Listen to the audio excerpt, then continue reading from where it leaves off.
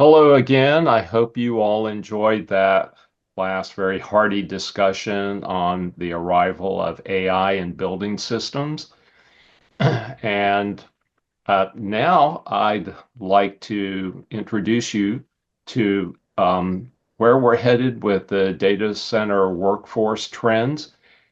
And I'm joined by TJ Ciccone, who is an instructor at Northern Virginia Community College and also a vice president at Stack Infrastructure. And also, we have Josh Labrie, who's a grants manager at Northern Virginia CC and has been helping to lead their NSF project on data center operations. With that grant, they've been able to create a certificate program at their college and also facilitate some faculty externships. All right, TJ, the floor is yours. Thanks, Larry. The best way I can think to start this off with, and I tell my students all the time, here's a little stat that you can tell over the dinner table tonight. 95% of all data created for all of humankind was done in the last 2 years. And knowing information like this was really sort of one of the drivers as to what's going on in the data center workforce and really what was the impetus to start a data center workforce and college program. So really what I'm here to do today for these first few slides is to talk about the data center workforce and sort of what data centers are as an overview, because if you stop people on the street, probably less than 50% know what a data center is, despite the fact that they run the entire world's internet. And then Josh is going to sort of segue into the program that we have now, sort of maybe a little bit of history of where it's been, where we've been with our grants, and where we're headed to the future. So what are data centers? What are these big buildings that some of you may or may not see depending on where you're geographically located? Data centers, very simply put, are large warehouse-looking buildings that hold computers in them. Every time you use your phone, every time you do a search on an app, every time that you want to look up something online, your phone is sending a signal either over Wi-Fi or cellular tower to something that's physically connected through fiber through the world's interconnected system into one of the data centers, finding that information, and then sending it on that path back to you. For most people in the United States, that latency time or the time from send to come back is about 5 milliseconds or less. That's sort of like the goal. And when you want to talk to people globally, that signal has to travel through undersea cables from country to country. Currently, there are over 600,000 miles of undersea cable allowing for communication between various countries around the world. And so that's sort of like an idea of the landscape of the data center industry. They power our daily lives. They're large physical facilities where people need to work in them, and they carry several different functions that I'll talk about later as we get further into the slideshow. Data centers have a tendency to come in one of four flavors. Enterprise data centers are data centers that are fully owned, built, and operated by a certain company. A great example of that would be Visa data centers. The reason why you want Visa to build, own, and operate their own buildings is because when you use your credit card, you want to have the idea that what you're using is going to be safe and encrypted. And so they keep everything within their own network. Then there's co-location data centers, which are sort of split into what we call retail and hyperscale. And it's not exactly depicted that way on the slide, but that's really the way it works. And co-location simply means a building that can host one or more clients in it.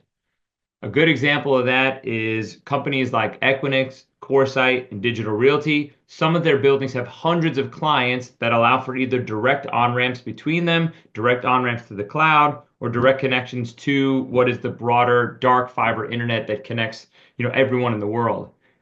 Co-location for a very long time, when clients were doing small deployments, existed in a lot of co-location facilities, but what has happened over time is a trend towards what we now know as hyperscale. For any of you that use iPhones or, if you use an Android, boo, you get reminded all the time to get more storage. And the way you do that is they're getting you to take up more space inside an instance in one of their data center computers. So everyone doing more photos, videos, streaming things via Netflix, all of that is in a hyperscale data center. 96% of all major companies have at least a hybrid footprint in the data center, and more than 90% of current data center industry growth is in a hyperscale to one of the major players, whether it's Amazon, Microsoft, Google, IBM, and Oracle.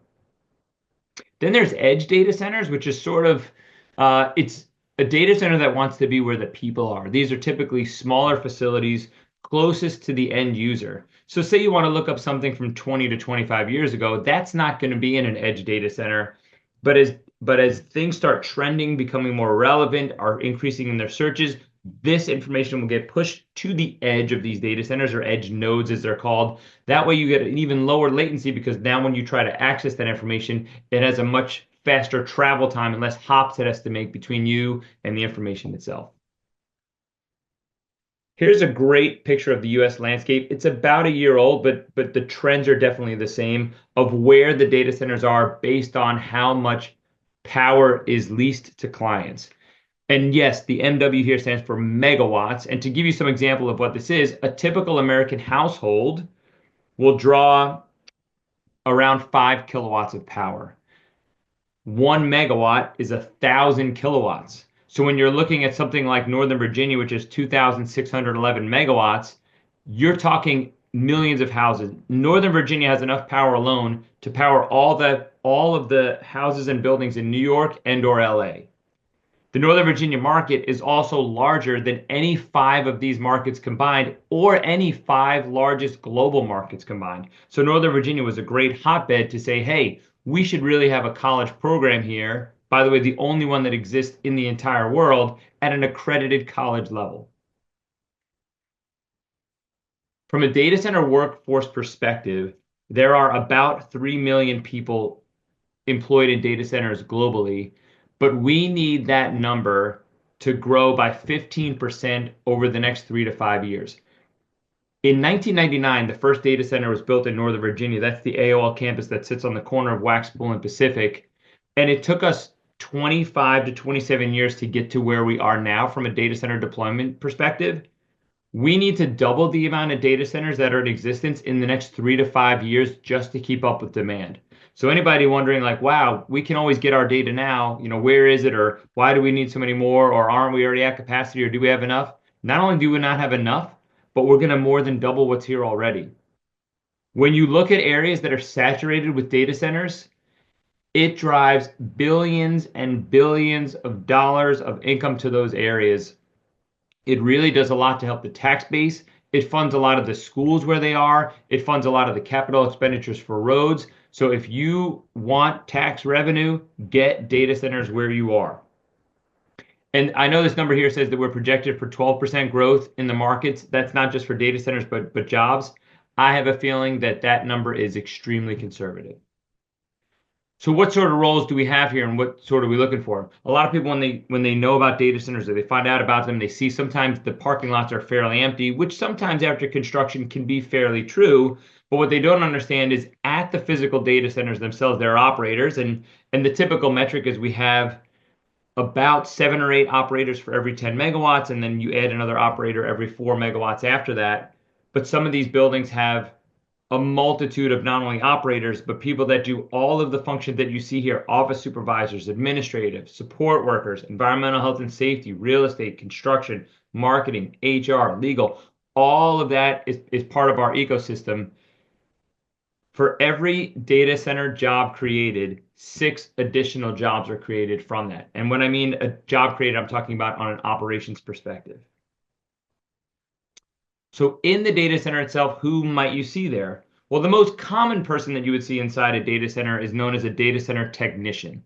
And data center technicians do what we call smart hands or helping hands work. These are people that work at the physical layer on the rack. These are people that go out there if a rack needs to be rebooted, if a hard drive needs to be replaced, if a cable needs to be connected, if someone's driving a connection or a direct connect between one client and another. That's what these folks are doing right here. Then you have your data center engineers. This is where I specialize, and this is, in my opinion, the greatest segment of growth, and really most of what the data center program in Northern Virginia Community College is geared toward. These are people that basically maintain the electrical and mechanical infrastructure of the entire building. For many, many years, the conduits into these roles were either driven by being a tradesperson, electrical, mechanical, plumbing, etc., or someone that came from the military, specifically the Navy nuclear program, which is also where I came from.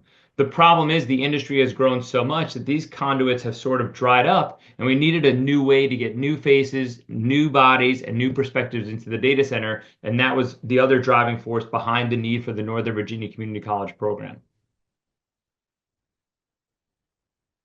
Then there's operations manager. So once you've been at a data center for a while, there's a couple of different tracks you can go into from a management perspective. And all of these manager roles are people leaders. We're talking data center manager, which are the people that oversee the people doing the remote hands, smart hands work at the racks. There's facility managers that oversee the entire team. There's usually 1 or 2 per campus that are overseeing all of that electromechanical infrastructure, including things like preventive maintenance, critical switching, making sure things are safe. We just had a snowstorm here in Northern Virginia. It's an all hands event. We all need to be there. And one of the things I want to make sure that I touch base on when it comes to describing these roles, these are all, without needing a college degree, very high paying roles. Your average data center technician, whether you're starting in the remote hand space or in the engineering space, is somewhere between $30 and $40 an hour, upwards up to $55 to $60 an hour for very experienced ones. And if you look on here, managers, these numbers right here saying 125 to 150K yearly is base salaries, but a lot of the companies that are out there now also have sign-on bonuses, annual bonuses, restricted stock units, and other forms of compensation that are part of their overall compensation plan. And then there's all the support roles that I touched on a little bit earlier. You have things like client success or customer success managers, people that need to interact with the clients that are there when they have questions about their deployment, or they sometimes need assistance, or they have a delivery coming. This is where the client success manager is going to jump in and coordinate between the client and the team maybe that I run to make sure that things are done well. Their average salary also pretty good, 45 to 70K a year. And this is just one description of many of the roles that fit into our data centers today. I'm going to hand it off to my counterpart at Nova Community College, Josh Labrie, who actually does most of the work here and asked me to just sort of piggyback today. Nice. Well, on the educational side of data centers, being the largest market in the world, we had to figure out how do you tackle that. And what we found is the biggest things that, one, we had an awareness problem. No one knows what a data center is, including students, educators, parents. And then you have a capacity problem, right? If you have an emerging technology that needs to be supported, where are your educators, right? Who's going to teach it? Where are their skills coming from, right? And then do you have the facilities to do that? And so TJ and our co-PIs on a number of NSF ATE grants that funded both regional, local support to kind of address those problems. But then also we do a national professional development fellowship for DCO. And we found these are the programs we found to be most effective. I'm going to give you just a quick rundown through them, and we'll save probably the last 10 minutes for Q&A and whatnot. So our summer bridge program is really a classic type of bridge program. It's meant for juniors and seniors who are then looking to what is their next post-secondary track, right? And if students don't know about data centers, right, you have to give them the opportunity to learn about them. So we do a 2-week summer bridge program where we put students through site visits, hands-on labs, guest speakers, working through some of those intro to college items, as well as doing things like OSHA certifications. And that way, the students who are then considering pursuing this track, they get to go to a data center and tour and see what the technicians do and talk to folks like TJ. We also take them to similarly advanced manufacturing. We go over to Micron, a semiconductor manufacturer here, because the skill sets are very similar in terms of some of the manufacturing, the power, the kind of machinery they work with can overlap. So we show them multiple outcomes within that technician track. And that bridge program has been very successful at building interest and getting more students to consider this pathway, which really doesn't exist at four-year universities, right? That technician development track really is a community college or a two-year technical college role as far as building this workforce. And so that program's been very successful year in, year out, and the students, their best part, which is probably going to be no surprise to educators, are the site visits of actually seeing what a data center is, getting into them. And then one of the beautiful things, we've been doing this long enough, that a lot of those tours we go on now, as we take 15, 20 students at a time in smaller groups around the data center, those companies now bring out previous Nova students. And so they actually see it like, hey, wait, you went to Nova and you're working here, and this has worked out for you. So they actually see that talent pipeline existing in reality, which is a great aspect. A second program that's funded through our NSF awards was a secondary educator externship. And so we're like, who's advising the students? We have the career counselors in our schools, we have school counselors, we have CT teachers, as well as administrators. So we did a very simple little externship for educators to say, come out and tour a data center, tour a Micron advanced manufacturing, tour Nova's facilities and labs that support those pathways, and let's look at those stackable credentials at the college. And by doing that with the counselors, with educators, and with your directors and supervisors, they now see a pathway that, again, 10 years ago wasn't a thing. 5 years ago was barely a thing. And now they're like, wow, that's really a great pathway for a lot of our students. And we dig in a little more there into the skills necessary. What types of students are you looking for? And we start to look for students in these pathways. We're looking for students who want to do something hands-on. We're looking for students who enjoy solving a problem, working as a team, and kind of understand that mission critical aspect, which is a little bit hard to tease out, but that's what you're trying to find, is someone who's willing to, hey, I've got to be there at 4 a.m. for this thing. Like, it doesn't matter that it's 4 a.m., they're going to be there, right? We're looking for those type of students and how we identify them. After we did some of those initial items, we started to look at, what about apprenticeship? This is really a skilled trade. It's a combination of many trades kind of working kind of in this space. And so now we're developing a pre-apprenticeship and an apprenticeship pathway into the data center industry. We launched the pre-apprenticeship this last fall.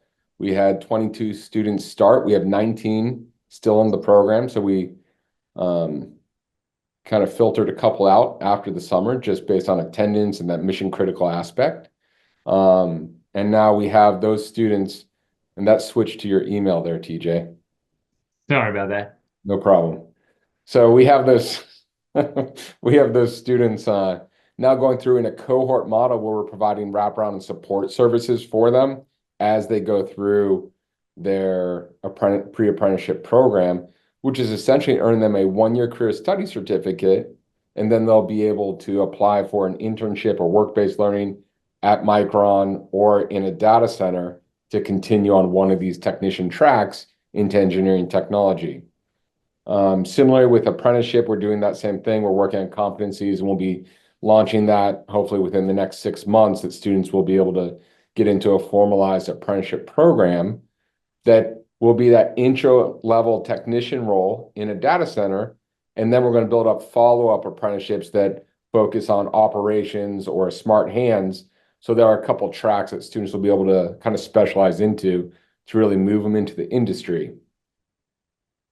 On top of that, you have to have faculty who are prepared. So one of our AT awards then does a faculty professional learning fellowship. And we structured this to say, okay, you might be, let's use HVAC, an HVAC instructor at a community college or a technical school somewhere, but you don't know how to connect that to the data center industry. So what we do is we do 3 days of training in person at the community college, and usually involves using some of our labs, but then also TJ does some teaching in a data center and does the tour and showcases how things work. So we do that for 3 days here. Then we send that faculty member into a data center local to them. right? So if you're from Dallas, we'll find a data center near Dallas that you can go and do a 1 week externship. And it could be 1 week continuous, or it could be every Friday for 5 weeks. We're pretty flexible about that. So that you see what those technicians are doing and you really learn those skills. At the end of those experiences, you then write an educational plan on how you're going to apply that back to your professional practice.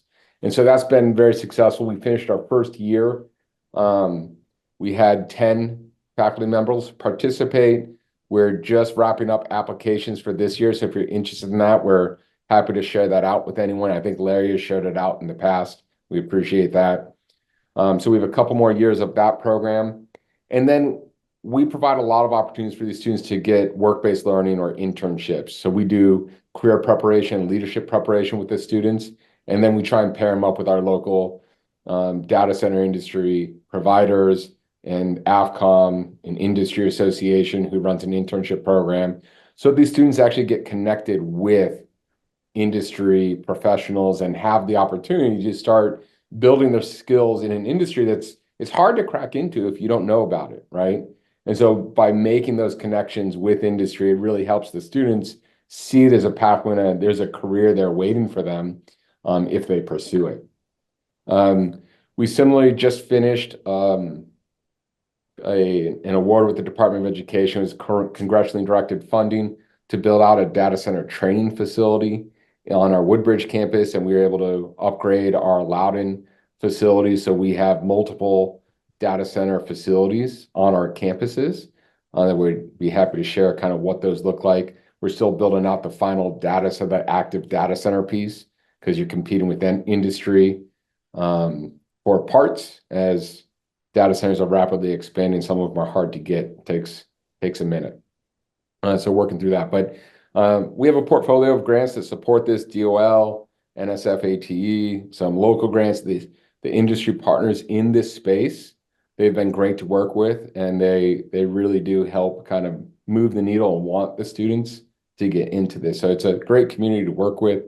TJ's group's been wonderful. And TJ, again, not a surprise here, vice president and an adjunct, right? And so if you're starting out in emerging technology, it's been very successful for us to try and work with industry to find someone like TJ, say, hey, like we need someone who's willing to teach one class a semester just to get this started. And so that's worked for us. And I've seen that work at other colleges as we've talked them through starting a data center program. So with that, love that, Josh. By the way, Josh, we do have some questions in the queue here. If we want to, I know that we're about 10 minutes from time, and I think it'd be great to kind of go through those. The first question that I answered via typing, but I think you can chime in here a little bit too, was, will these be paid events or all free regarding the apprenticeship and internship? And I wrote, they're all paid. Yeah, we give them a little bit more to that. Yeah, no, we pay everything. We believe in providing stipends, both for students or for educators, because everyone's time is valuable, and we have grant funding to be able to do that. So for students, we typically pay students something like $20 an hour or $3,000 max for an experience. That's what we'll go up to. And then beyond that, there will be industry partners say, well, we're going to add to that or extend their internship beyond that. But it allows us to give the opportunity and build that pathway by having funding to kind of seed an internship program with an employer. Digital Realty, for example, having done this for a few years now, they now fund the internships themselves. So they've seen the value of the pathway, and now they fund all those internships themselves to kind of keep that internship program rolling. For the Faculty Professional Learning Fellowship, I think we give like a $3,000 stipend, more or less. It could be more, and we cover travel. And we do that because, again, it's time. Everyone has opportunity. When you're talking about community college students, the majority of our students work. So if you're going to ask them to do something that takes time, hey, this is a 6-week internship that you're working 30 hours a week, they're giving something up, and it's usually money, right? It's the opportunity to work extra shifts. So we believe giving them a stipend and supporting them financially is an important aspect to do. Great. The next question here says, what are the locations of the labs or campus? sent to us by N. Harrington. So for us, all of our labs and campus are in the Northern Virginia area. Northern Virginia Community Colleges has campuses in Manassas, Annandale, Woodbridge, Loudoun, and I don't know what the fifth one is. Woodbridge, Woodbridge, Manassas, Annandale, Sterling, Alexandria. There you go. There you go. So that's So- what ours are. So our major data center facility is now going to be Woodbridge is going to be our largest. Loudoun is our first, and we've upgraded that. And then we have engineering technology labs, a little less data center specific in Manassas. And then in Alexandria, when you're inside the Beltway, there are fewer data centers. But what we've done is we brought fiber optics and structured cabling into that space and some of the AC/DC fundamentals because it's more widely applicable in that area. But it's kind of a gateway into the data center program. Yeah. One of the other things I want to chime in there with is also in the fall of 2024, we launched, so the particular class that I teach is E&E 108 Introduction to Data Center Operations, which we also launched a fully online version that was paid for, through grant money so that anyone anywhere in the world can take it online through Nova Community College. It's now sold out 2 semesters in a row. The spring is already sold out, which is incredible. We have a question from Alice Lapierre that says, how can municipalities attract data centers without negatively impacting their greenhouse gas emission goals? If cities want to provide employment for these newly trained students, this seems like an ideal solution. We would be concerned with the large increase in grid power. Are there examples of data centers that are mostly self-powered with solar and/or wind with battery backups? So, by the way, Alice, great question. And I won't be able to answer it completely here, but I will tell you this. You're right. Almost every data center provider out there now is looking to be, net zero from a carbon perspective, looking at greenhouse gas emissions. And by the way, a couple of them are either there or they've achieved that goal. And a matter of fact, it's some of the bigger players like Microsoft, they're looking to be carbon positive in the next 5 years. And a lot of these are being launched through a program called SBTI, which stands for Science-Based Technology Initiatives, which is really a strong and metric-based way to measure what your actual carbon footprint is, rather than using things like renewable energy credits or other ways to offset your carbon footprint. We're doing things like, it's not just grid, which, by the way, that is a large part of it, especially since coal and natural gas are the 2 biggest suppliers of fossil fuels, but it's also things like using HVO, which is hydrogenated vegetable oil, using things like green concrete, finding ways to make buildings more efficient, using outside air cooling to reduce the load on the grid, participating in programs like demand response. All of this is part of it. But to your point, looking at the large increase in grid power, that is probably the #1 issue for data centers globally. Figuring out both how to solve the generation problem and the transmission issue are going to take us years to get there. And luckily and unluckily, I'd say our demand is so high that we need to solve it quickly. And so I feel like even though our industry only uses 3% of the global electric grid, we're probably making the greatest strides towards figuring out the use of technologies to minimize that impact. So great question. The last part of your question here was, are there examples of data centers that are mostly powered with solar and wind or battery backup?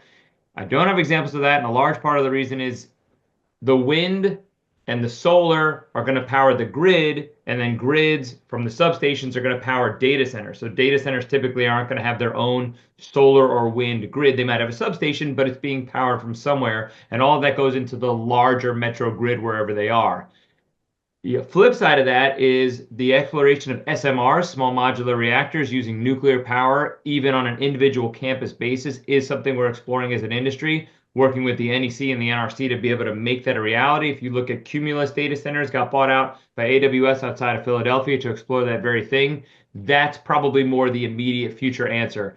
Part of the issue is that solar just, it creates DC power. You need all the batteries. It takes up a lot of land. And from a profitability standpoint, data centers are just more profitable than that. But as a global impact, we are going to be making strides at this probably for the next several decades until we get it all figured out. Let's see, we have Ted Walensky. Do you have a resource to check on what data centers are nearby a location? Well, the easiest way is to use Google Maps. Believe it or not, they're not as well hidden as we might think they are. So if you just want to look up in your area, actually, if you just Google, data centers in city X or around city X, there's actually a couple of websites dedicated to this now. They'll pop up and show you where most of the data centers are near you. Hopefully that'll help you answer that one. Yeah. And then the last question here again from N. Harrington. How does these system help service tech HVAC better than an instructor sensor viewing? I'm not really sure I understand the question there. I don't know if Josh or Larry, if you understand that. No, I I think I'd need to have that clarified. But because I have to jump to the next session and because I'm a curriculum geek, I was hoping you might be able to share some information about the certificate program at your college, right? I think the last time I looked at it, it was kind of founded upon sort of a mechatronics base, if you will. Yep. Josh? Yeah, so when you look at the knowledge and skills needed, it's very similar to that kind of manufacturing technician or mechatronics base. And if you compare our engineering technician CSE to our DCO technician CSE, only 2 courses are different, where we remove the mechatronics class and a Six Sigma class, and we add in the HVAC and the intro to data center operations. But you have that basis of you have to have some math, you have to have your intro to data center operations, AC/DC fundamentals, OSHA. So you'll see here, both sides need CAD 175, which are schematics and mechanical diagrams, some IT 115. So electric motor control. These go between multiple technician tracks. So the base is very similar. And what you're really looking for is some of those courses that really dig in that fiber, intro to data center operations, power distribution when you get into the 2-year program. So we have a stackable certificate, but all of these, the layout for these CSCs and our 2-year degree, the course sequence, it's all on our website, very easily findable. And we have actually a couple nice videos on there about data center operations that kind of showcase what we have available at the college. So we're happy to share that as well. Yeah, and someone asked again, N. Harrington online, are the courses able to be taken remotely, online? And I know some are and some aren't, but I don't have the specifics behind which is which. Yeah, so a lot of them can be now, especially some of the like the IT 115 and whatnot, but some do require labs that we don't have online. So it's a hit and miss. We're working on getting there. That was all the open questions, Josh. And I think from a time perspective, we are at 2:40. Awesome. Thank you, everyone.